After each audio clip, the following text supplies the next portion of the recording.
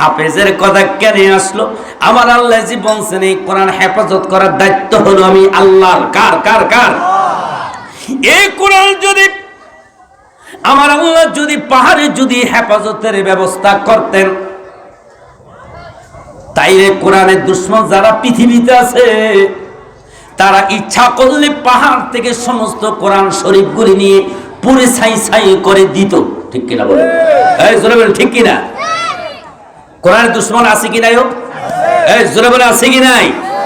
কোরআনের দুশমন পৃথিবীতে যতই থাকুক না কেন, হাজারো চেষ্টা করলেও কোরআনের আওয়াজ আর এই কোরআন কি দুনিয়া থেকে বিদায় করতে পারবে? ইউরিদুনা লিউতফিউ নূরাল্লাহি বিআফওয়াহিহিম ওয়াল্লাহু মুতিম্মু নূরিহি ওয়ালাউ কারিহাল কাফিরুন।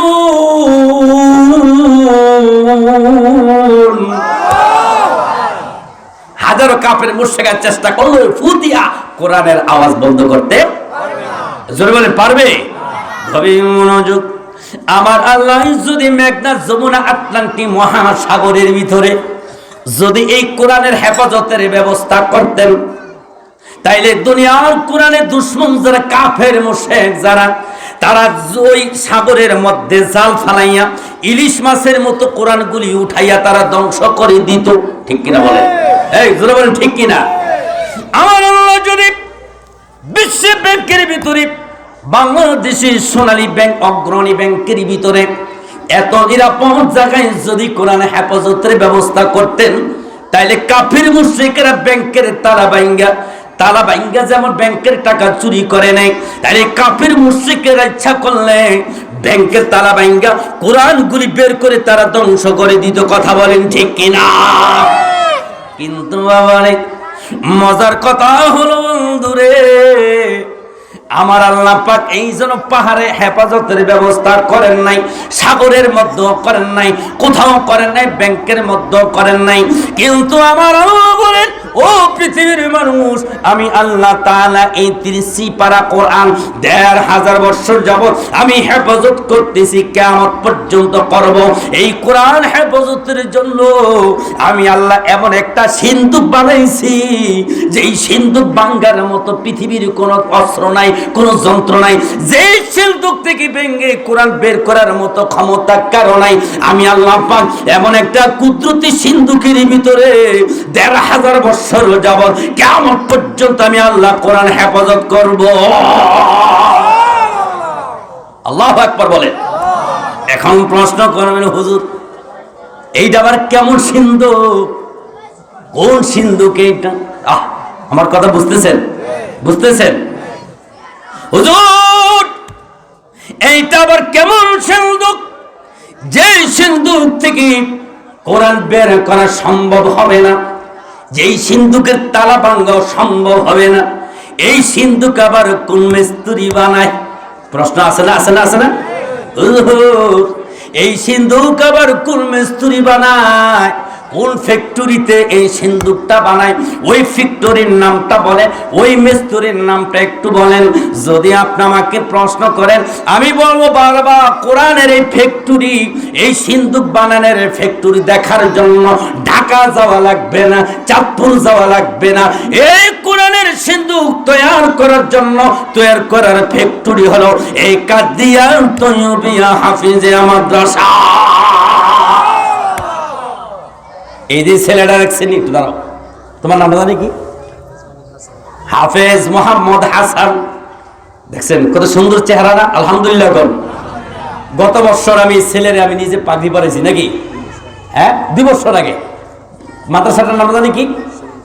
সবুল কুর্তি মাদ্রাসা থেকে 30 বার হাফেজ কোরআন হয়েছে। আলহামদুলিল্লাহ। আমি মাথায় পাগড়ি পরেছি মাহফিলের সময়। আলহামদুলিল্লাহ করতেন না? আমার বাবারা, এই কোরআনের ফ্যাক্টরি, এটা হলো কাদিয়া তৈয়বিয়া হাফিজিয়া ফ্যাক্টরির পরিচয় পাইছেননি? এখন বলেন হুজুর, ফ্যাক্টরি তো জানলাম, এই ফ্যাক্টরির কারিগরকে, মিস্ত্রিরাকে সুবহানাল্লাহ বলেন না? ফ্যাক্টরি হইলে তো হবে না, কোন সিন্ধুক কোন ফ্যাক্টরিতে তৈরি হয়, ফ্যাক্টরির নাম জানলাম। মিস্ত্রি ডাকে, আমি মিস্ত্রির নাম পাইলাম বাবা, এই এই এই লিফটেটের মধ্যে আমি এই মিস্ত্রির নাম পাইলাম। অর্থাৎ এই কোরআন সিন্ধুকের মিস্ত্রি যিনি, তিনি হইলেন হাফেজ নাসিরউদ্দিন। ঠিক কিনা বলেন? বলবেন হুজুর কোরআনের ফ্যাক্টরি পাইলাম, মিস্ত্রিটাও দেখলাম, চিনলাম, সিন্ধুকটা একটু দেখান, সিন্ধুকটা একটু। এই সিন্ধুক দেখাইছি, এই সিন্ধুক হলো বাবা হাফেজ, কি নাম কইলাম? হাসান। এই হাসানের এই সিনাটা হলো, এইটাই হলো বাবা কোরআনের হেফাজত করার কুদরতি সিন্ধুক। সুবহানাল্লাহ। কথা বলেন ঠিক কিনা? এই গ্রামের নাম কি? এই গ্রামের নাম দিগুলদি, উত্তর দিগুলদি। বোঝার চেষ্টা করবেন, উদাহরণ দিচ্ছি, কষ্ট হইতেছে আপনাদের? উদাহরণ দিচ্ছি বাবা। এই উত্তর দিগুলদি যদি আগামী দিন থেকে যদি আমেরিকা, জাপান থেকে, ইসরায়েল থেকে যদি কাফের মুশরিকরা এসে যদি একটা সিদ্ধান্ত করে যে এই গ্রামের ভিতরে যত মসজিদ, যত মাদ্রাসা, যত মুসলমানের ঘর আছে, যেইখানে এইবার এই গ্রামের মধ্যে যত জায়গায় কোরআন শরীফ আছে, সমস্ত কোরআন শরীফগুলি আমরা গাট্টি বান্দা ওই মেঘনা নদীতে ফালাইয়া দিমু। কাফেররা যে সিদ্ধান্ত নেয় এই গ্রাম থেকে, মসজিদ মাদ্রাসা থেকে, মুসলমানের ঘর থেকে সমস্ত কোরআনগুলি যদি নিয়ে যায়, আর কাফের মুশরিকরা 1 বছর পর্যন্ত যদি গ্রামের চতুর্দিকে ঘেরাও করে থাকে যে বাহির থেকে যেন একটা কোরআন শরীফ যাতে এই গ্রামে ঢুকতে না পারে, মনে করেন তারা কোরআন শরীফ নিয়ে গেল, চতুর্দিকে তারা বন্দুক নিয়ে দাঁড়িয়ে গেল, বন্দুক নিয়ে দাঁড়িয়ে গেল, বাহির থেকে যেন কোরআন শরীফ ঢুকতে না পারে। এবার 1 বছর পাহারা দিচ্ছে। আপনাদের কাছে জানতে চাই, এখন যদি মাওলানা মুর্শিদ আলম ওনার নেতৃত্বে যদি 5 জন যদি আলেম আসে, এই মাদ্রাসায় যদি আসে, আর আজকে যে ছাত্র 2টা পাগড়ি নিবে, এবার 5 জন মাওলানা আইসা সাদা কাগজ আর কলম নিয়ে যদি আইসা বলে, ও হাফেজের, আরে তোমরা তো 30 পারা কোরআন মুখস্থ করছো, ঠিক কিনা? হাফেজ 30 পারা কোরআন মুখস্থ করছো, এই গ্রামের মধ্যে 1 বছর হয়ে গেল কোরআন পড়তে মুসলমান পারে না, কোন কোরআন শরীফ নাই। আমি মুর্শিদ আলম সিদ্ধান্ত নিয়েছি, তোমরা 2 জন হাফেজ দাঁড়াও, সূরা ফাতিহা থেকে দাঁড়াইয়া দাঁড়াইয়া নাস পর্যন্ত মুখস্থ পড়তে থাকবা, আর তোমাদের জবান থেকে কোরআন শুনে শুনে আমরা 5 জন 4 জন মাওলানা কাগজের মধ্যে 30 পারা কোরআন লেখা আবার গোপনে ছাপাইয়া মুসলমানের ঘরে পৌঁছাইয়া দিব। আপনাদের কাছে জানতে চাই বাবা, হাফেজের জবান থেকে মুখস্থ কোরআন তেলাওয়াত শুনি না, মুর্শিদ আলমের মতো 5 জন মাওলানা এই হাফেজের জবান থেকে কোরআন শুনে কাগজের মধ্যে লিখে লিখে বলেন মুসলমানের ঘরে আবার 30 পারা কোরআনের ভলিউম পৌঁছাইতে পারবে কি পারবে না? জোরে বলেন পারবে? এবার আসেন, পৌঁছাইয়া দিল। ওই কাফের মুশরিকরা আবার জেনে ফেলল, কাদরিয়া তৈয়বে মাদ্রাসার 2টা ছাত্র জবান থেকে কোরআন শুনে আবার কোরআন লিখে ফেলছে। এই 2টা ছেলের যদি এখন ওই কাফের মুশরিকরা দইরা যদি বাবা মেডিকেল নিয়া যদি একটা কম্পিউটারের নিচে যদি শোয়, যে কম্পিউটার সিদ্ধান্ত হলো কম্পিউটার মাধ্যমে হাফেজের সিনা থেকে 30 পারা কোরআন উঠাইয়া নেওয়া হবে, আপনারা বলেন তো দেখি, কম্পিউটারের নিচে শোয়া হাফেজের সিনা থেকে আল্লাহর কোরআনের একটা অক্ষর বের করা সম্ভব হবে? হবে? একটা হাফেজকে যখন কম্পিউটারের নিচে কাফেররা শোয়াইয়া সুইচটা টিপ দিয়া যখন বলে কম্পিউটার, টিপ দেওয়ার সাথে সাথে হাফেজের সিনা থেকে 30 পারা কোরআন উঠাইয়া নিবা। কম্পিউটার জবাব দিবে, কাফের মুশরিকরা শোন, আমি কম্পিউটারকে আল্লাহ পাক এত বড় ক্ষমতা আমাকে দিয়েছেন। সুবহানাল্লাহ বলেন না? কম্পিউটার জবাব দিবে, আমি কম্পিউটার কেন এত বড় ক্ষমতা দিয়েছেন? একটা মানুষের শরীরে প্রথম হইল চামড়া, চামড়ার নিচে হইল গোস্ত, গোস্তের নিচে হইল হাড্ডি, হাড্ডির ভিতরে কি কয়লাকা, হাড্ডির ভিতরে মগজ নাকি? গভীর খেয়াল। কম্পিউটার ডাক দিয়ে বলবে, ও কোরআনের দুশ্মনেরা শোন, আমি কম্পিউটারকে আল্লাহ পাক এত বড় ক্ষমতা দিয়েছেন, হাড্ডির ভিতরে মগজ, মগজের ভিতরে যদি কোনো রোগ থাকে আমি কম্পিউটার 1 সেকেন্ডে বের করে দেওয়ার ক্ষমতা আমার আছে। কিন্তু হাফেজের সিরা থেকে আল্লাহর কোরআনের একটা অক্ষর উঠাইবার আমি কম্পিউটারের ক্ষমতা না। আরো জোরে বলেন আল্লাহু আকবার। তাহলে হাফেজের সিনাটা হলো আমার আল্লাহর কুদরতি কোরআন হেফাজতের সিন্ধু, ঠিক কিনা বলেন? তাইলে যাদের সিনার মধ্যে, যাদের সিনার ভিতরে, যাদের সিনার ভিতরে 30 পারা কোরআন আমার আল্লাহ এত সুন্দর করে হেফাজত করতেছেন, তাইলে বলেন এই হাফেজের দাম, হাফেজের মর্যাদা, হাফেজের সম্মান আল্লাহর দরবারে আছে কি নাই? এই জোরে বলেন আছে কি নাই? আমরা কোরআন শরীফ পড়ি কিসের মধ্যে রাখা? রেহাল। কিসের মধ্যে? কিসের মধ্যে? বোঝার চেষ্টা করবেন। রেহালের মধ্যে রেখে আমরা এই কোরআনটা পড়ি, ঠিক কিনা? রেহালের দাম কত? প্লাস্টিকের হইলে 30 টাকা, কাঠের হইলে 50 টাকা নাকি? কিন্তু সেগুন কাঠের না, সাধারণ তুলা কাঠ অথবা করি কাঠ বা চাম্বুল কাঠের তৈরি একটা রেহাল, ঠিক কিনা? ও নরিব, আমি যে সোফার মধ্যে বসছি, এত দামি সোফা, আপনার ঘরের মধ্যে 50-70 হাজার টাকা দামের খাটও তো আছে, আছে না? এই খাটের মধ্যে জীবনে কত লাত্তি দিলেন, কোনদিন তো আপনি এই খাটটাকে সেলাম করেন নাই? করছেন? এই করছেন? এত দামি সোফার মধ্যে বসলেন, কোনদিন সোফাকে সেলাম করলেন না। এত দামি দামি ওই সোফা সেট ব্যবহার করলেন, খাট ব্যবহার করলেন, কত পাওয়া লাগলো, কখনো সেলাম করলেন না।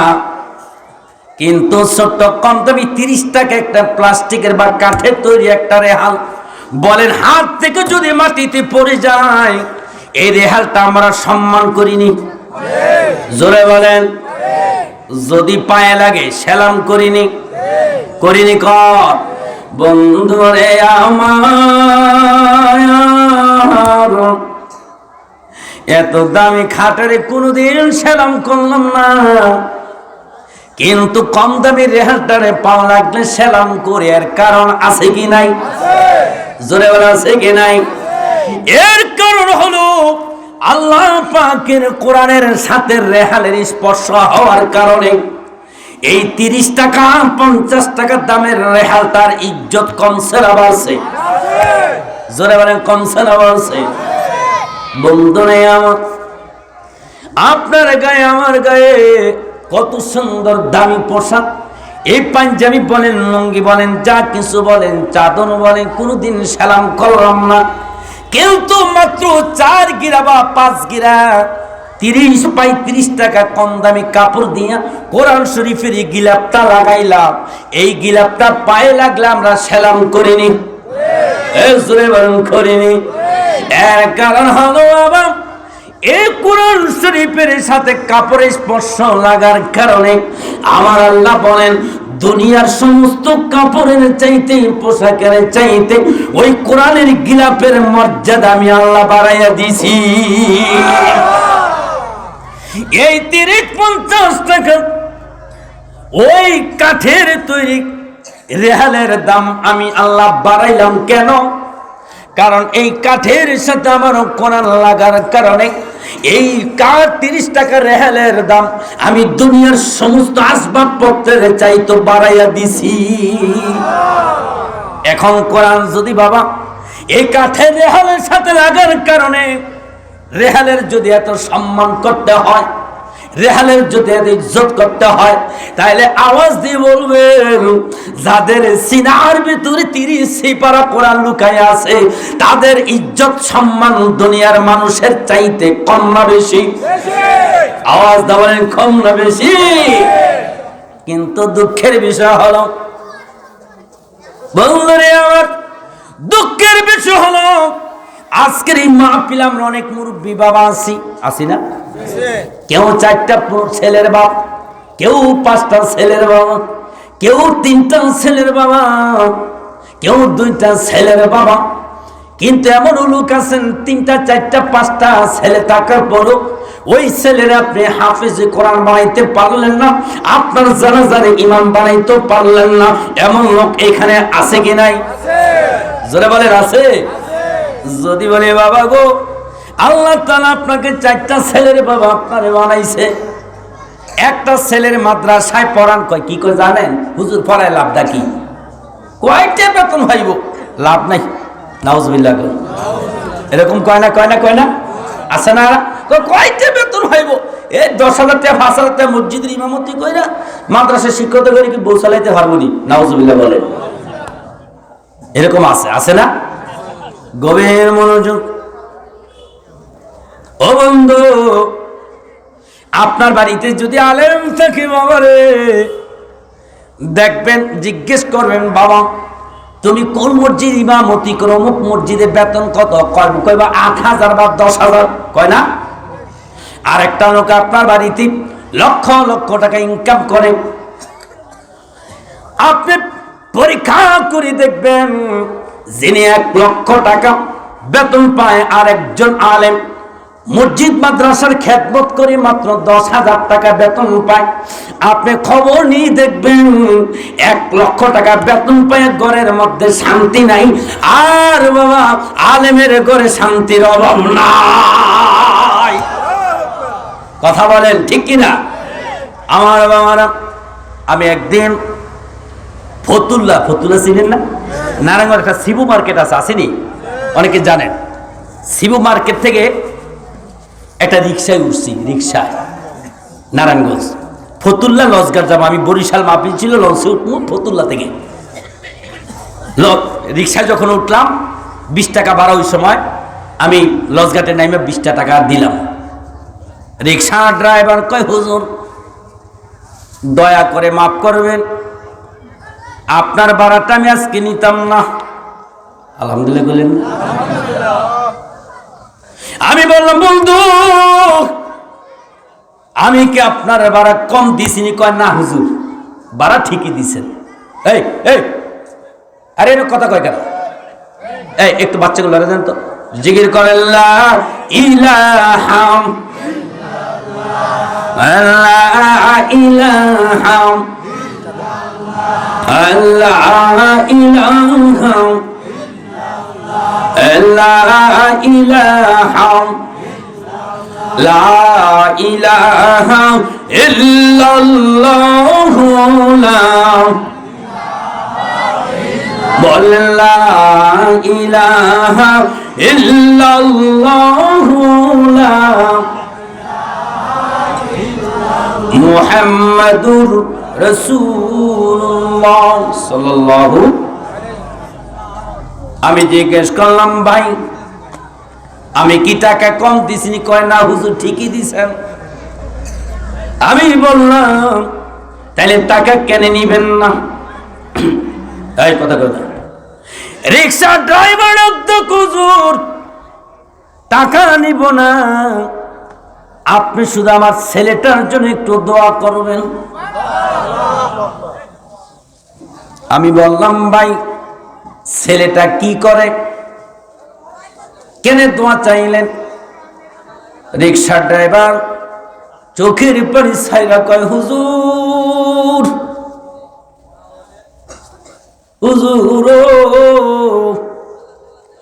আপনি আজকে আমার সারাদিনের শেষ প্যাসেঞ্জার, একটা প্যাসেঞ্জার আর নিব না। গাড়িটা গ্যারেজের মধ্যে ঢুকাইয়া আমি রাত্রে বাড়িতে চলে যাব। বাড়ি কই? কয় ময়মনসিংহ। হুজুর দোয়া করবেন আগামী দিন আমার বাড়িতে মাদ্রাসার বাৎসরিক মাহফিল, আমার ছেলেটা 30 বার হাফেজ কোরআন হয়েছে, আগামী দিন মাহফিলে আমার ছেলের পাগড়ি পরাইবে। আমি ডাক দিয়ে বললাম, হ্যাঁ ভাই, ছেলেরা কেন মাদ্রাসায় পড়াইলেন? এত কষ্ট করে আপনি রিক্সা চালান, ইচ্ছা করলে তো ছেলেটার একটা রিক্সা কিনা দিতে পারতেন। কয় হুজুর ঠিকই বলছেন, আমি সারাদিন রিক্সা চালাই, মাথার গাম পায়ে ফালাইয়া যেই টাকা আমি ইনকাম করি, এর থেকে অর্ধেক টাকা আমার ছেলের পিছনে আমি দেই। হুজুর একটাই শুধু আমার উদ্দেশ্য, আমার ছেলে ইমামতি করবে, টাকা ইনকাম করে আমারে খাওয়াইবে, এটা উদ্দেশ্য না। আমার ছেলে বড় আলেম হইয়া ওয়াজ করে টাকা কামাইবে, আমারে খাওয়াইবে, এইটা আমার উদ্দেশ্য না। আমার একটাই শুধু উদ্দেশ্য হলো, আমার ছেলেরে আমি হাফেজ বানাইছি, আলেম বানাবো, একটাই শুধু আমার নিয়ম, আমার ছেলের যেন আমার জানাজা নামাজ পড়ায়। আছে না এরকম লোক? এমন ভালো লোক আছে না? একটা ছেলে দেরে মাবুদ, আমায় একটা ছেলে দে, কামাই খাওয়ার আশা নাই মোর, জানাজা দিব কে? কামাই খাওয়ার আশা নাই মোর, জানাজা দিব কে? নিজের সন্তান যদি আলেম হইয়া বাবা মায়ের জানাজার ইমামতি করে, বলেন ওই মা বাপ কি জাহান্নামী না জান্নাতি? জোরে বলেন। আমার ভাইয়েরা, যেই কথাটা বলতেছিলাম, আলেমেরা মাদ্রাসায় চাকরি করে, মসজিদের ইমামতি করে, অল্প টাকা বেতন পায়, কিন্তু অল্প টাকার মধ্যে বেতনের মধ্যে বরকত বাড়াইয়া দেয় কে? জোরে বলেন কে? বরকত দেওয়ার মালিক কে? বরকত কমানের মালিক কে? শান্তির মালিক কে? অশান্তির মালিক কে? বন্ধুরে আমার,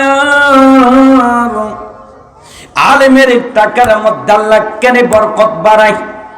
কইতাম নি কেন বরকত বাড়ায়? কইতাম। বন্ধুরে আমার, পৃথিবীর সমস্ত আলেমগুলি তারাও জানে, আমি ইচ্ছা করলে ব্যাংকের মধ্যে, অফিস আদালতে, গার্মেন্টসে, বিভিন্ন ফ্যাক্টরিতে আমিও যদি চাকরি করি 20-30 হাজার টাকা বেতন পাবো, পাইতো না? কথা বলে পাইতো না? আলেমেরা জানে, কিন্তু জানার উপরও বাবা দুনিয়ার কোন চাকরি করে না, টাকার আশায় চাকরিতে যায় না। আলেমের একটাই চিন্তা করে, 63 বছর আমার নবী কোরআনের জন্য, ইসলামের জন্য কত কষ্ট করলেন, দাম দাম শহীদ করলেন। আমরা যদি টাকার জন্য যদি দুনিয়ার চাকরি ব্যবসা বাণিজ্য করি, দুনিয়ার মসজিদগুলি বন্ধ হয়ে যাবে, দুনিয়ার মাদ্রাসাগুলি বন্ধ হয়ে যাবে। মসজিদে যদি ইমাম না পাওয়া যায়, মাদ্রাসায় যদি শিক্ষক না পাওয়া যায়, তাহলে কোরআনের ইলম বন্ধ হয়ে যাবে, মসজিদগুলি তালা হয়ে যাবে। আল্লাহর নবীর দিন, নবীর ইসলাম জমিন থেকে মক্কা আবার বিদায় নিয়ে যাবে। কথা বলেন ঠিক কিনা? এই জন্য দুনিয়ার সমস্ত আলেমগুলি তারা টাকার জন্য বাবা দুনিয়ার চাকরি করে না, শুধু আল্লাহর দিন কায়েম করার জন্য, নবীর ইসলাম কায়েম করার জন্য অল্প হাদিয়ায় কোরআনের খেদমত করে, মসজিদের খেদমত করে। এই জন্য আমার আল্লাহ বরকত বাড়াইয়া দেয়। আল্লাহু আকবার বলেন। এবার আসেন বাবা, উদাহরণ দিচ্ছিলাম, কষ্ট হইতেছে? উদাহরণ দিচ্ছিলাম যে একটা গিলাপের কত মূল্য কোরআনে লাগার কারণে, ঠিক কিনা? রেহালের কত মূল্য কোরআন স্পর্শ করার কারণে। যদি কোরআন স্পর্শ করার কারণে যদি রেহালের মর্যাদা বেড়ে যায়, গিলাপের মর্যাদা বেড়ে যায়, তাহলে হাফেজের বাবা যারা হবে হাফেজের মা যারা হবে, বলেন আল্লাহর দরবারে তাদের ইজ্জত কম না বেশি? জোরে বলেন কেমন বেশি রে বাবা? হাসর মাঠ যখন কায়েম হয়ে যাবে, কায়েম হবে না? হাসর মাঠ কায়েম হবে, হাসরের মাঠ যখন কায়েম হয়ে যাবে, হাসরবাসীর নজর করে দেখবি এক এক জায়গায় সিংহাসনের মধ্যে দুইজন তিনজন করে বসা, ডাইন দিকে একজন, বাম দিকে একজন, মাঝখানে একজন। প্রত্যেকের মাথায় নূরের টুপি পরানো হবে। কিতাব প্রমাণ করেন হাসরের ময়দানে যেই নূরের তাজ পরানো হবে, ওই নূরের তাজের আলোতে হাসরের মাঠটা আলোকিত হয়ে যাবে। হাসরবাসীরা ফেরেশতাদেরকে জিজ্ঞেস করবে, ও ফেরেশতারা, ওই লোকগুলি কারা? ওই যে মাথার মধ্যে নূরের টুপি দেখা যায়, এগুলি কারা? ফেরেশতারা উত্তর দিবেন, হাসরবাসীরা, এরা কোনো ফেরেশতা না, এরা তোমাদের মতো মানুষ। সুবহানাল্লাহ বলেন। কয় আমাদের মতো মানুষ মানে? কয় হ্যাঁ। কয় তাদেরকে সিংহাসনে কেন বসাইয়া, এত জান্নাতের পোশাক পরাইয়া, মাথার মধ্যে নূরের তাজ কেন পরাইয়া, কেন বসাইয়া রাখছে? এই লোকগুলি কারা? কোন কোন লোকগুলি? ফেরেশতার জবাব দিবে হাসরবাসীরা, যে সমস্ত লোকগুলি সিংহাসনের মধ্যে বসা দেখছো, যাদের মাথায় নূরের টুপি দেখছো, এক একজন, কেউ হাফেজের বাবা, কেউ হাফেজের মা, কেউ হলো হাফেজে কোরআন। আল্লাহু আকবার, আল্লাহু আকবার। এরা হলো সব, কেউ হাফেজের বাবা, কেউ হাফেজের মা। হাফেজের বাবা হওয়ার কারণে, হাফেজের মা হওয়ার কারণে আল্লাহ তাআলা কোরআনের বরকতে, কোরআনের সম্মানে আজ হাসরের ময়দানে আল্লাহ তাদেরকে সিংহাসনে বসাইয়া নূরের তাজ পরাইয়া রাখছেন। সুবহানাল্লাহ। আর জোরে কইতে না সুবহানাল্লাহ। আমার বাবারা, কোরআন শরীফের মধ্যে সূরা কয়টা? 114টা। জোরে বলেন কয়টা? 114টা। আয়াত কয়টা আছে? 6666। জোরে বলেন 6666। আলহামদুলিল্লাহ। আজ পর্যন্ত যারা বিদেশ গেছেন, হয়তো কেউ দেখছেন 20 তলা, বা বাংলাদেশের 24 তলা পর্যন্ত বিল্ডিং আছে, আছে না? কিন্তু আজ পর্যন্ত বিশ্বের কোন রাষ্ট্রের ভিতরে 200 তলা, 300 তলা, 500 তলা, 1000 তলা কোন টাওয়ার, কোন বিল্ডিং তৈরি হয়েছে, কেউ বানাইছে, আজ পর্যন্ত কোনো প্রমাণ পাওয়া যায় নাই। আর আল্লাহ বেহেশত বানাইবেন কয়টা? 8টা। তুই একটা কমাইল আস না? জোরে বলেন কয়টা? 8টা। 8টা বেহেশত বানাইবেন। আল্লাহ বলেন একটা বেহেশত হবে 6666 তালা। আর আসতে কোন সুবহানাল্লাহ।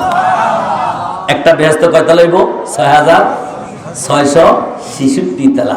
এটা হবে স্পেশাল জান্নাত। সুবহানাল্লাহ বলেন না? যদি বলেন হুজুর এই জান্নাতটা আল্লাহ কাগো দিব, কাদের জন্য এই 6666 তালা জান্নাত কাদের জন্য আল্লাহ বানাইছেন? আমি বলবো, আমার আল্লাহ বলেছেন এটা একমাত্র হাফেজে কোরআনদের জন্য। সুবহানাল্লাহ। কাদের জন্য? হাফেজদের জন্য। হাসরের ময়দানে আল্লাহ ডাক দিবেন, ও হাফেজ আসো, তোমাকে এই জান্নাতটা আমি আল্লাহ দান করে দিলাম। আর আসতে কোন সুবহানাল্লাহ। সুবহানাল্লাহ বলে কোনো লাভ না লোকসান না, কষ্ট আছে? সুবহানাল্লাহ বলে সব আছে না? কি সব একটু কইতাম নি? কইতাম। সুলাইমান নবীর নাম শুনছেন? সুলাইমান নবী, সুলাইমান আলাইহিস সালামকে আল্লাহ একটা তক্ত দিতেন, যে তক্তের মধ্যে কোনো মেশিন, কোনো ইঞ্জিন ছিল না। এই তক্তের ভিতরে কয় হাজার সিংহাসন ছিল জানেননি? 70,000। সুবহানাল্লাহ। পৃথিবীতে যত বড় বিমান হোক না কেন, কয়টা আসন আছে? 1000, 1500, 2000 মনে হয়, আরো কম। কিন্তু সুলাইমান আলাইহিস সালাম যে তক্ত দিয়ে চলতেন, এই তক্তের ভিতরে 70,000 সিংহাসন ছিল। তাহলে তক্তটা কত বড়? আমার একটা থানার চাইতে বড় নাকি? এটা কোনো মেশিনও ছিল না, কোনো ইঞ্জিনও ছিল না। শুধু সুলাইমান নবী হুকুম করতেন তক্ত আমি 12 যাবো, চল, তক্ত উঠতে শুরু করতো। সুবহানাল্লাহ। যেখানে বলতো তক্ত সেখানে চলে যাইত। তো একদিন সুলাইমান আলাইহিস সালাম এই 70,000 সিংহাসনের মধ্যে সুলাইমান নবীর যত সফর সঙ্গী আছে, এমপি মন্ত্রী যা আছে সবারই নিয়ে তিনি ভ্রমণ করতেছেন। সুবহানাল্লাহ বলেন। আসমান দিয়ে ভ্রমণ করতেছেন, সাগর পাড়ি দিলেন। এবার মরুভূমিতে যখন পাড়ি দিলেন, তখতে সুলাইমান জাগার মধ্যে থেমে গেছে। সুবহানাল্লাহ। সামনেও যায় না, পিছনেও, ডাইনেও যায় না, বামেও। আমার ভাইয়েরাম, সুলাইমান নবীর আব্বা বললেন, কি তক্ত, ডাইনেও যাও না, বামেও যাও না, কোন দিকে যাও না, কারণ নাকি? সুলাইমান নবী তক্তকে হুকুম করলেন, তক্তরে তাড়াতাড়ি জমিনের মধ্যে নাম। সুবহানাল্লাহ। নিচের দিকে নেমে গেছে। সুলাইমান নবী তক্ত থেকে সাথে সাথে নামলেন। নাইমা দেখলেন একটা যুবক ছেলে জমিনের মধ্যে চাষাবাদ করতেছে। সুবহানাল্লাহ। কোন চাষাবাদ করে সুলাইমান নবী যুবকটার কাছে গিয়ে বললেন, যুবক রে, কি কাজ করো? কয়, হুজুর, আমি জমিনের মধ্যে বীজ রোপণ করি। সুলাইমান নবী ডাকতে বলে, যুবক, বলো দেখি, তুমি আমার এই তক্ত আকাশের দিকে তাকাইয়া এমন কোন তাসবিহ তুমি উচ্চারণ করছনি? যুবকটা ডাকদা বলল, হুজুর, আমি যখন একবার উপরের দিকে তাকাই, আবার মাটির দিকে তাকাই, হঠাৎ করে আপনার তক্ত সুলাইমানের দিকে আমার নজরটা যখন গেল, তখন আমার মনে মনে চিন্তা এসে গেল, আমার আল্লাহর কত বড় কুদরত। সুলাইমান নবীকে আল্লাহ এত বড় তক্ত দান করছে, বিনা ইঞ্জিলে আল্লাহর কুদরতে কেমনে তক্ত আকাশে উড়ে। আল্লাহর এই কুদরতটা দেখে একবার শুধু বলছিলাম সুবহানাল্লাহ। কি বলছেন?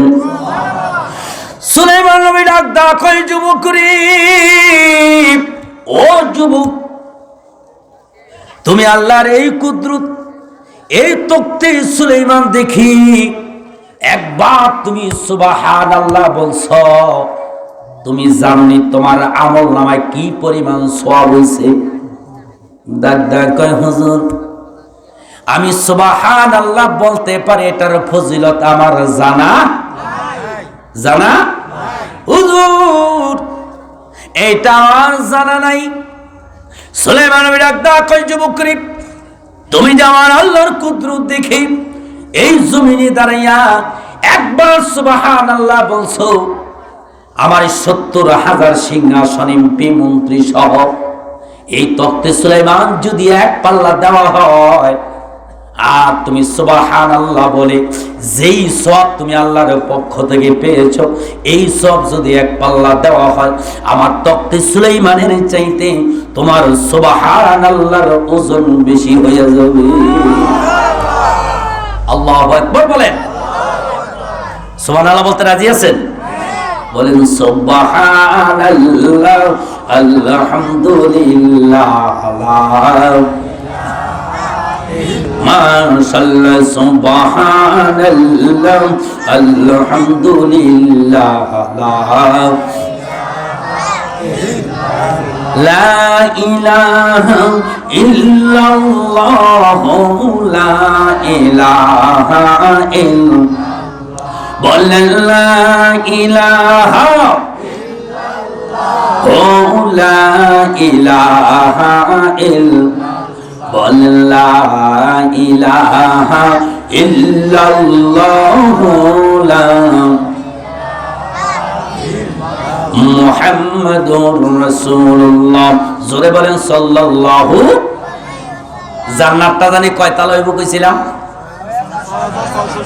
মাশাআল্লাহ, মনে আছে তো আপনাদের?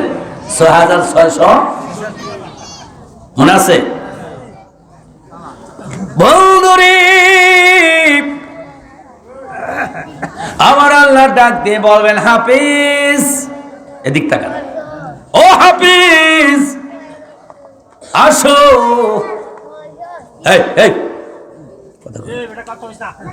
হাফিজ, আমি আল্লাহ পাক তোমাকে 6666 তালা জান্নাতটা দান করলাম। আরো জোরে কোন, গভীর খেয়াল। হাফেজ বলবেন আল্লাহ, ও আমার আল্লাহ, এত বড় জান্নাত আমারে দিলে, আমি জানতে চাই আমার কোন আমলের বিনিময় এত বড় জান্নাতটা আমাকে দিলেন? সুবহানাল্লাহ কোন।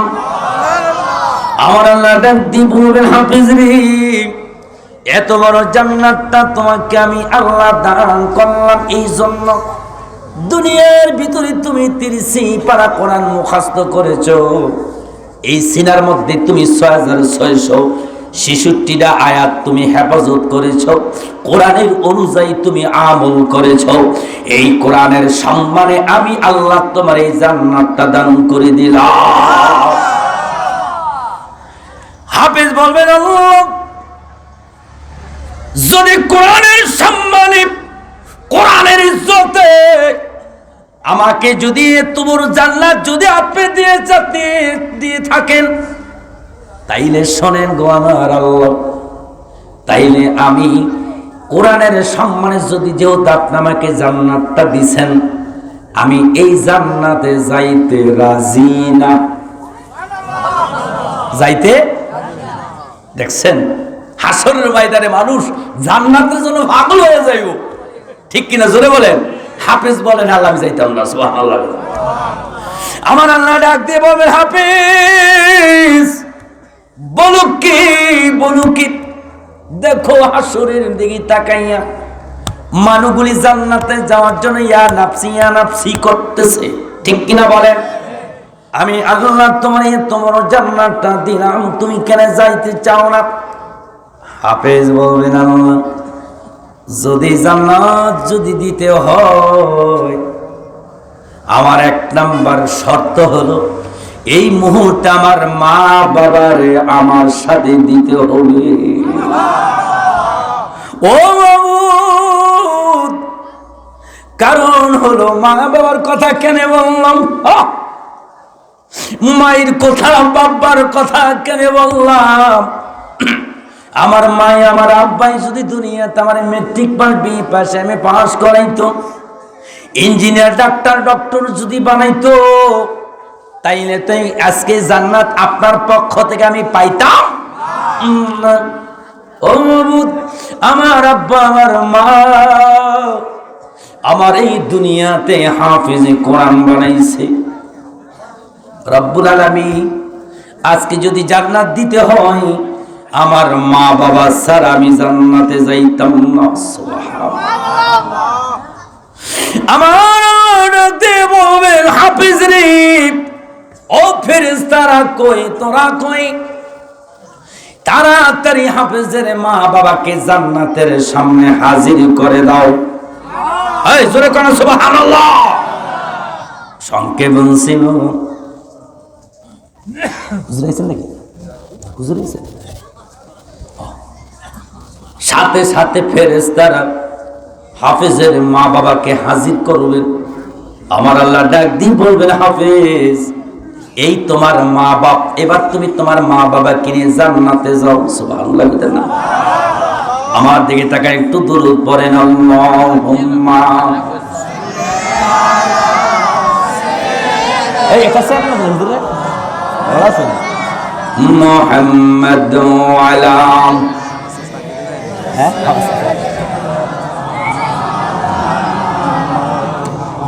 বখিলামি না করে জবানটা খুলে মহব্বতে পড়েন আল্লাহুম্মা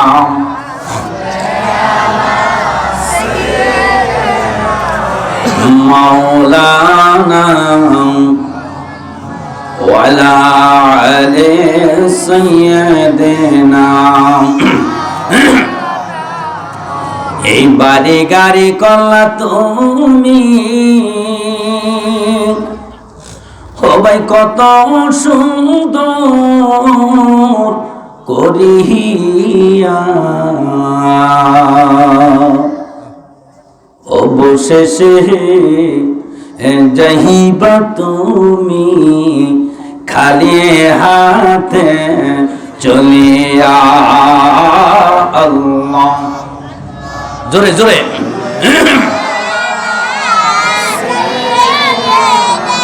মাওলানা মুহাম্মদ ওয়া আলা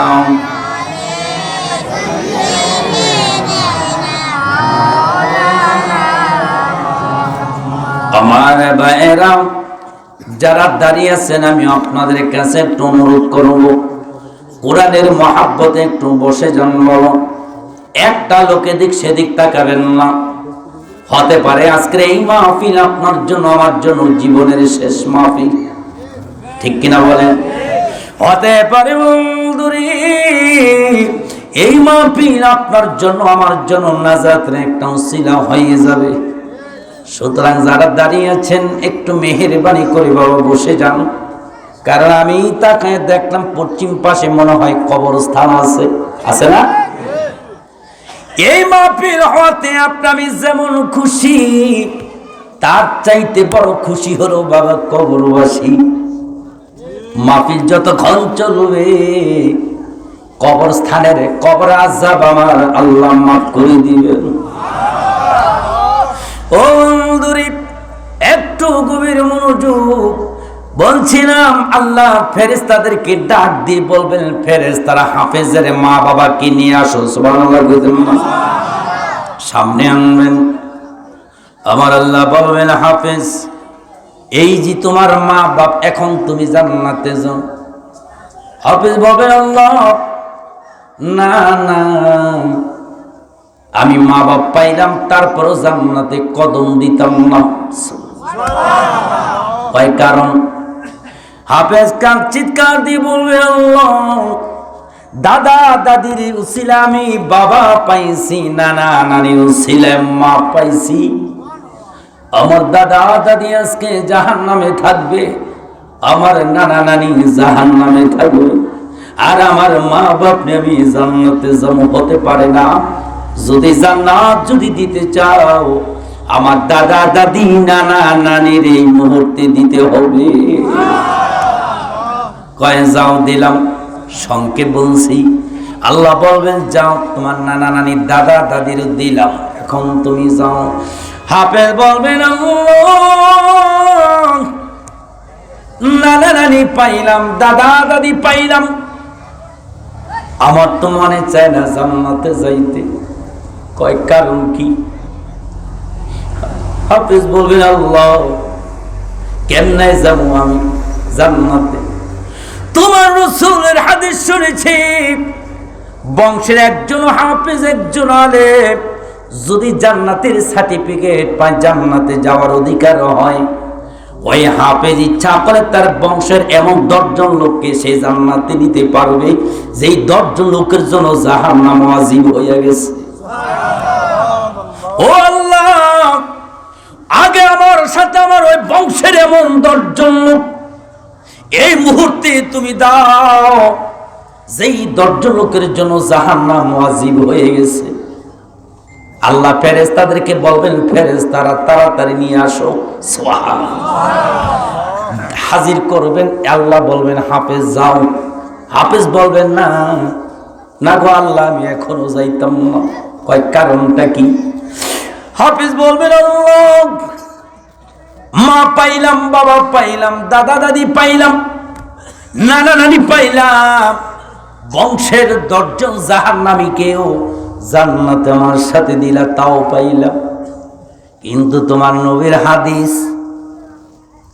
দুনিয়ায় শুনেছি, ক্বালান নবী সাল্লাল্লাহু আলাইহি ওয়াসাল্লাম, কুন আলিমান আও মুতাআল্লিমান আও মুস্তামিয়ান আও মুহিব্বান ওয়ালা তাকুন খামিসান ফাতাহালিক।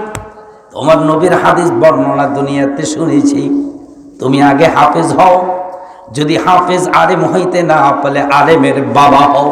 সুবহানাল্লাহ। তোমার নবী বলেছে, না হয় তুমি আলেমের দাদা হও, না হয় তুমি আলেমের নানা হও, না হয় তুমি আলেমের বংশধর হও। আল্লাহু আকবার বলে। তোমার নবীর হাদিস দুনিয়াতে শুনেছি, যদি তুমি আলেম হতে না পারো, আলেমের বাবা দাদা দাদি বংশের কেউ হতে না পারলো, অন্ততপক্ষে রাসূল বলেছেন তুমি আলেমকে ভালোবাসো, আলেমের সাথে মহাব্বত রাখো।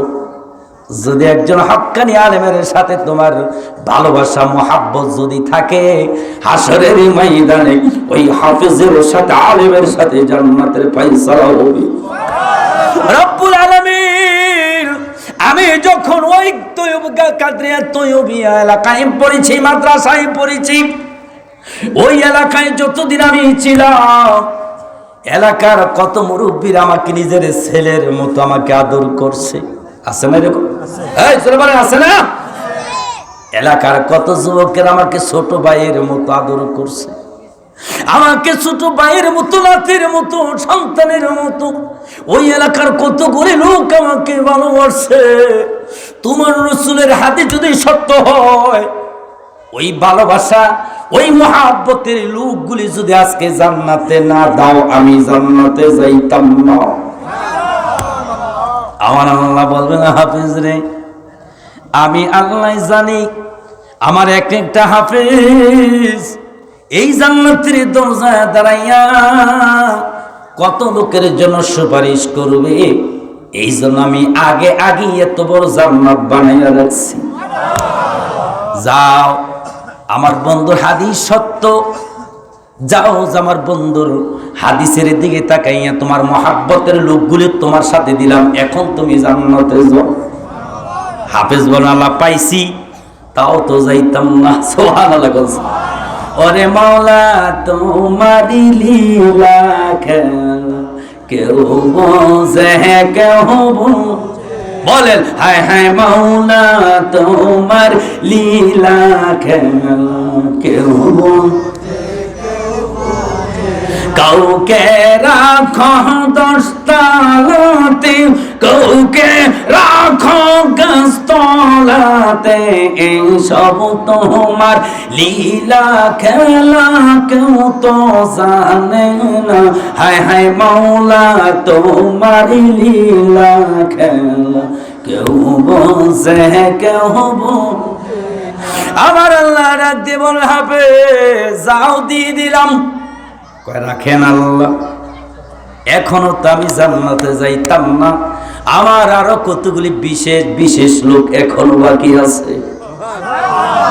আমার আল্লাহ ডাক দিয়ে বল, হাফেজ রে, কারা কারা বাকি রইল?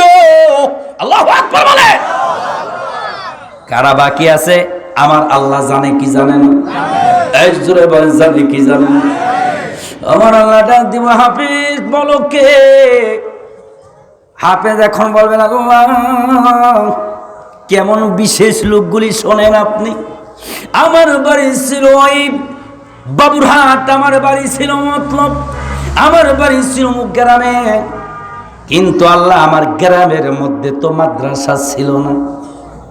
আমার মা বাপ যখন খবর পাইল, দক্ষিণ দিগুলদি নাকি উত্তর দিগুলদি, উত্তর দিগুলদি কাদরিয়া তৈয়বিয়া মাদ্রাসার খবর যখন পাইল, আমার মা বাপ ওই মাদ্রাসায় নিয়ে আমারে ভর্তি করাইল।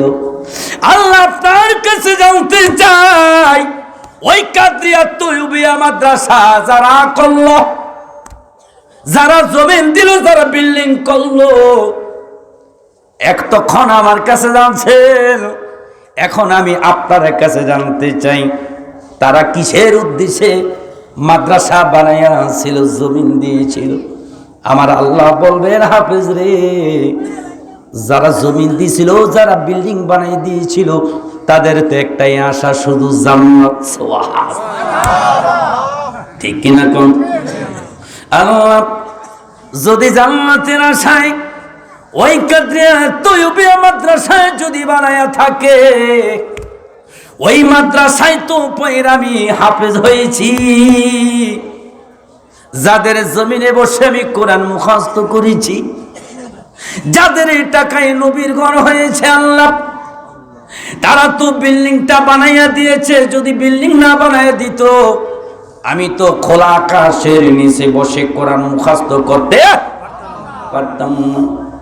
যদি তারা জান্নাতের আশায় যদি দুনিয়া নবীর ঘর বানাইয়া থাকে, যেই মাদ্রাসা আমি হাফেজ হয়েছি, মাদ্রাসার সমস্ত কমিটি, সমস্ত দানকারী, যাদের খানা খাইয়ে আমি হাফেজ হয়েছি, যাদের অর্থের টাকায় নবীর ঘর হওয়ার কারণে আমি মাদ্রাসায় পরে হাফেজ হয়েছি, ওই সমস্ত লোকগুলি এই মুহূর্তে আমার সাথে কোরআনের সম্মানে জান্নাত দিতে হবে, না আমি জান্নাতে যাইতাম না। আল্লাহু আকবার। আমার আল্লাহ ডাক দিয়ে বল, হাফেজ যা যা, একমাত্র কোরআনের সম্মানে, কোরআনের ইজ্জতে আমার নবীর ঘরের কমিটি দাতা যারা আছে, যাদের খানা খাইয়া তুমি হাফেজ হয়েছ, ওই সমস্ত লোকগুলি আজকে আমি কোরআনের সম্মানে তোমার সাথে জান্নাত দিয়ে দিলাম। আল্লাহু আকবার বলেন। এখন বলবেন, হুজুর এতগুলি লোক কি হাফেজ নিতে পারবে? আপনাদের বিশ্বাস হয় কি হয় না?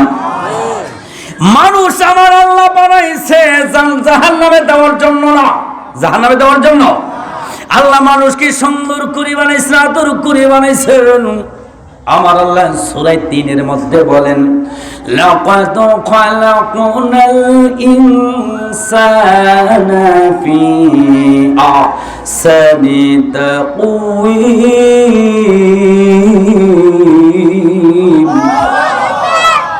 আল্লাহ আদর করে সোহাগ করে মানুষ বানাইছে জাহান্নামে দেওয়ার জন্য না, ঠিক কিনা বলেন? আমার আল্লাহ তাও জানেন যে আমি যদি আমার বান্দাগুলির কাছ থেকে পামাইয়া আমার মিসকালা যাররাতিন খায়রান ইয়ারা ওয়া মাইয়া আমার মিসকালা যাররাতিন শাররান ইয়ারা, বান্দাগুলির কাছ থেকে যদি যারা যারা আমি আল্লাহ হিসাব নেই, আমার বান্দাগুলি হিসাব দিয়ে জান্নাতে যাওয়া সম্ভব হবে না। এই জন্য আল্লাহ কোরআনের মধ্যে আরেকটা আয়াত আমাদের জন্য আল্লাহ পাঠান নাজিল করে দিলেন, ইয়া আইয়ুহাল্লাযীনা আমানু ওয়াবতাগু ইলাইহি ওয়াসিলা।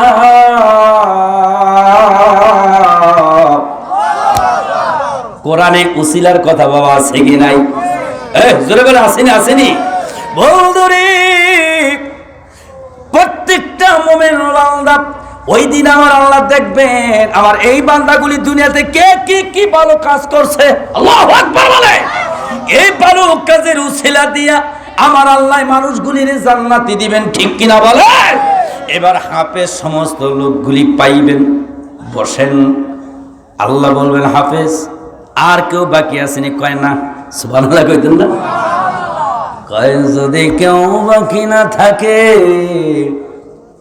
দেরি কইরো না, এখন জান্নাতে উঠো। সুবহানাল্লাহ।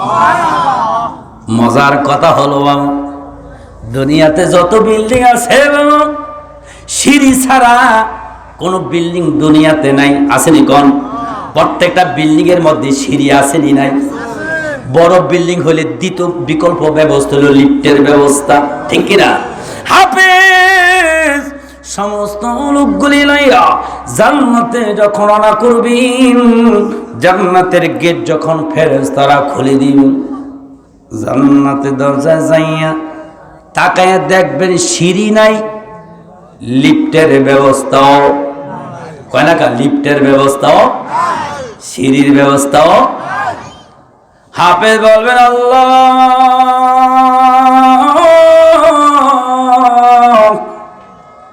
কেমন জান্নাত বানালেন, কেমন জান্নাত দিলেন?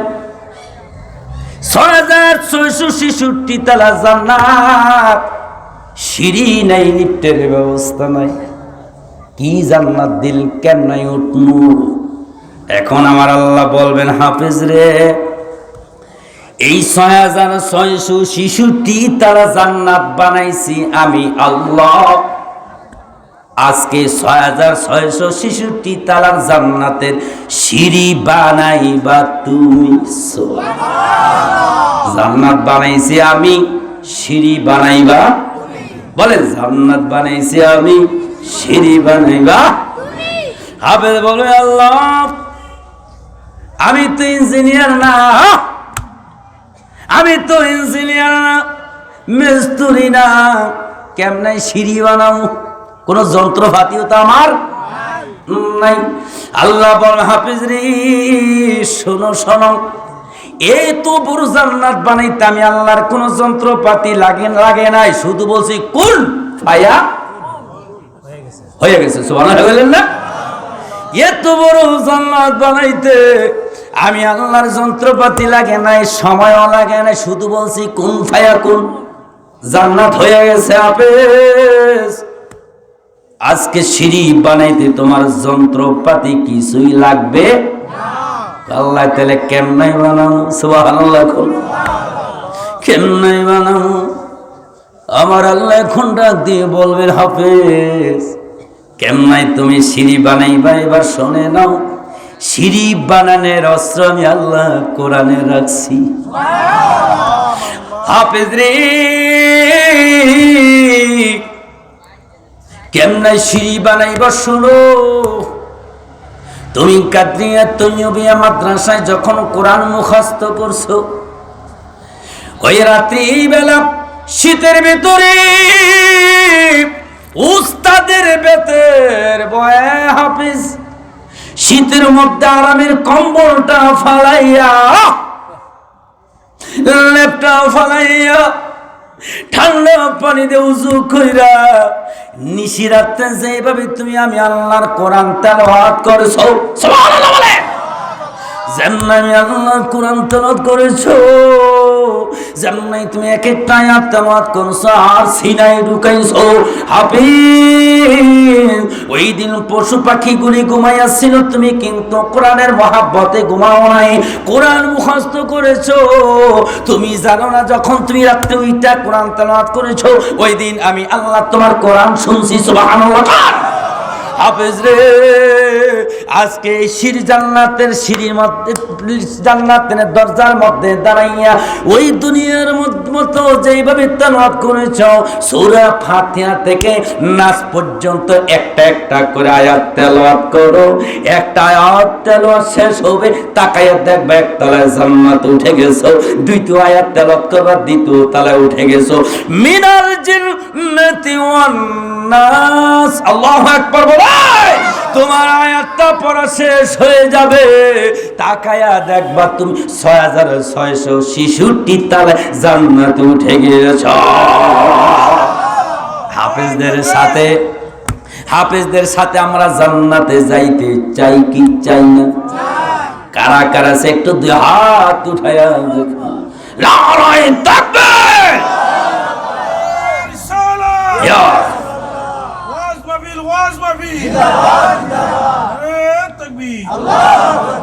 কোরআন শিখাও ছেলে মেয়েকে, ওহে মুসলমান,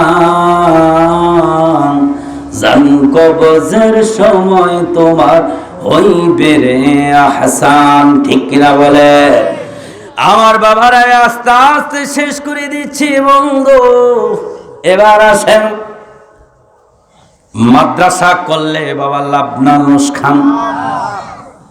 এর আগে একটা কথা বলি, আপনি বাবা বাড়িতে 5 তলা বিল্ডিং এ অনেকে বানাইছেন, অনেকের দোতলা 3 তলা বিল্ডিং আছে কি নাই? থাকলে বলবেন আছে। অনেকে লোহা কাঠ দিয়া, দামি কাঠ দিয়ে 5-6 লক্ষ 7 লক্ষ টাকা দিয়েও তো ঘর বানাইছেন না? এখন যদি বলি কার কার বিল্ডিং আছে হাত উঠান, হাত উঠাইবেন। স্টেজের মধ্যে যদি আপনাকে ডাকি, বাবা আসেন, এত দামি বিল্ডিং বানাইলেন, টাইলস করে বিল্ডিং বানাইলেন, কত সুন্দর বিল্ডিং বানাইলেন, আপনি একটু কাগজের মধ্যে লেখা দেন তো, কি লিখবেন?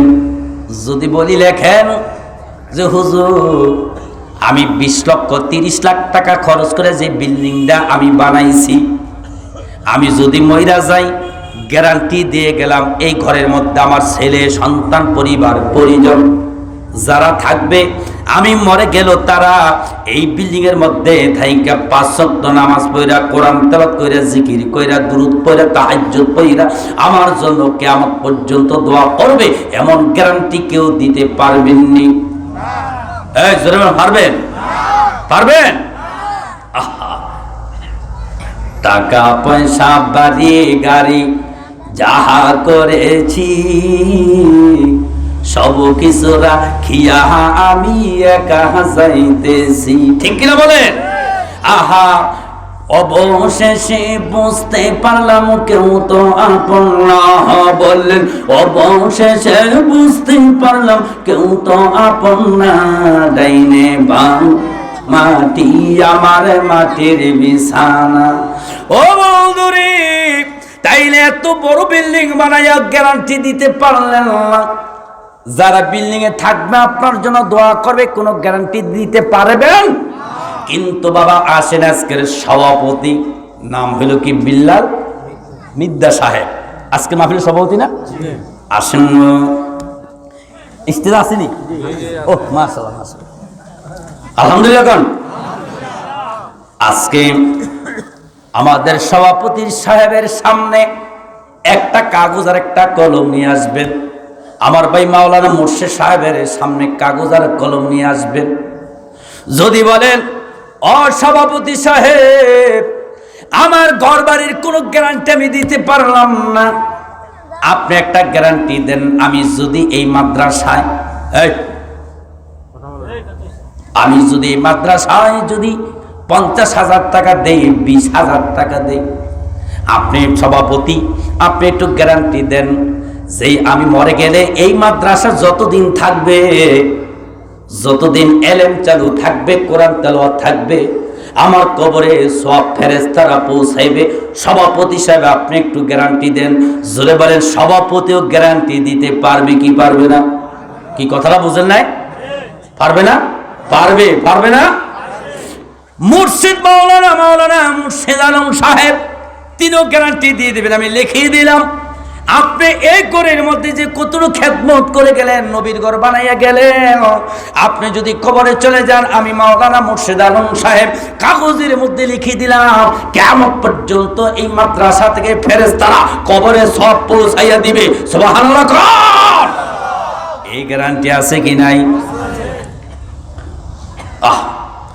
ঘরের বিবি ছেলে সন্তান আছে যাহারা, জন্মের মতো বিদায় দিবে সেদিন তাহারা। ঠিক কিনা বলেন? ঘরের বিবি বলেন, ঘরের বিবি ছেলে সন্তান আছে যাহারা, জন্মের মতো বিদায় দিবে সেদিন তাহার। আহা মানুষ তো নিষ্ঠুর হবে আগে জানি নাই, মানুষ তো নিষ্ঠুর হবে আগে জানি না। ডাইনে বামে মাটি আমার মাটির বিছানা। বলেন আমি চলে যাব, আমায় তোমরা বইলা যাও না। আমি চলে যাব, আমায় তোমরা ভয়লা যাও না। ডাইনে বামে মাটি আমার মাটির বিছানা। মাদ্রাসা করা দরকার আছে? কথা করে মাদ্রাসা বানানো দরকার আছে? মাদ্রাসার সাথে সম্পর্ক থাকলে লাবনালুস খান, জোরে বললে লাবনালুস খান। এখানে কি পারিবারিক কবরস্থান নাকি সামাজিক কবরস্থান? আচ্ছা, এছাড়াও আপনাদের এলাকায় কবরস্থান আরো আছে না? এই গ্রামে কবরস্থান আরো আছে না? আছে। হাদিস শরীফের মধ্যে আছে, এদিক তাকান, যেই জমিনে যেই গ্রামে আল্লাহর কোরআন তেলাওয়াত হয়, ওই এলাকার কবরের আযাব আল্লাহ কিয়ামত পর্যন্ত মাফ করে দেয়। ঠিক কিনা জোরে বলেন? কিন্তু আপনার বাবা মরছে আজকে 8 বছর, 10 বছর, 20 বছর, আপনি কয়দিন আপনার বাবার কবর জিয়ারত করতে গেছেন? হয়তো বছরে 2 বার, 2 ঈদের সময়, আর না হয় রমজান মাসে 2-1 বার। ঠিক কিনা? এখন আমি বলবো, বিশেষ করে এই গ্রামে যারা আছেন, এই মাদ্রাসার সাথে যাদের সম্পর্ক আছে, আপনারা যদি আপনাদের মা বাবার কবর জিয়ারত করতে নাও যদি যান, তারপর আপনার মা বাবার কবর আযাব হবে না। বলবেন হুজুর কেন? আপনি শুধু এই জায়গায় একটু সম্পর্ক রাখবেন। সুবহানাল্লাহ বলেন না? কারণ এই ছেলেরা 24 ঘন্টার ভিতরে প্রায় 16 ঘন্টায় আল্লাহর কোরআন তেলাওয়াত করে। ঠিক কিনা বলে? আপনি যদি এই মাদ্রাসাটা চালু রাখার জন্য, ইলমে দ্বীন চালু রাখার জন্য আপনি জান মাল দিয়ে যদি একটু খেদমত করেন, ছেলের এখান থেকে কোরআন পড়বে, এই কোরআনের সওয়াব আপনার মা বাবার কবরে ফেরেশতারা পৌঁছে দিবে। আর একজন তলিবুল ইলমের দাম কত জানেন আপনি? রাসূলের হাদিস, একজন মাদ্রাসার তলিবুল ইলম যদি কোনো কবরস্থানের পাশে দিয়ে হাইটে যায়, দোয়া করা লাগতো না, জিয়ারত করা লাগতো না, হাইটেও যদি যায়, তলিবুল ইলমের পায়ের বদলতে আল্লাহ তাআলা 40 দিনের জন্য কবর আযাব মাফ করে দেয়। এই মাদ্রাসা হোক, আপনারা চান কি চান না? কথা বলেন, চান কি চান না? এই মাদ্রাসা থেকে প্রতি বছর 2 জন 5 জন 10 জন তার চেয়ে বেশি হাফেজে কোরআন হয়ে বের হোক, আমরা চাই কি চাই না? কারা কারা চাই তো আল্লাহর 2 হাত উঠে দেখান দেখি। নারায়ে তাকবীর, নারায়ে রিসালাত, হাত নামা। এটা এমন একটা মাদ্রাসা, আগে বলছিলাম, এইখান থেকে যারা আলেম হবে তারা হক্কানি আলেম হবে, মা বাবার জানাজার পরও দোয়া করবে, ঠিক কিনা বলেন? এমন মাদ্রাসা আছে বাবার জানাজা দিয়া দোয়া করতে চায় না, কয় কবর জিয়ারত নাই, দোয়া নাই, কিচ্ছু নেই, আছে না বাবা? এটা হলো হক্কানি মাদ্রাসা, গৌসে পাকের নামের মাদ্রাসা, আল্লাহর ওলিদের মাদ্রাসা। সুতরাং আজকে এই মাহফিলে একটা লোক উঠবেন না, বলবেন হুজুর আপনি যে ওয়াজ করছেন, ওয়াজের নমুনায় তো বুঝি, আপনি কি চাইতে, কি চাইবেন আর কি কইবেন, আগে আগে উঠতে যাইগা। অনেকে কইবেন না, উঠে যাবেন গা, উঠে যাবেন, কারণ আপনারা বুঝছেন যে আমার ওয়াজের নমুনাটা বুঝছেন যে আমি লাস্টে কিটা চামু, এটা তো বুঝছেন।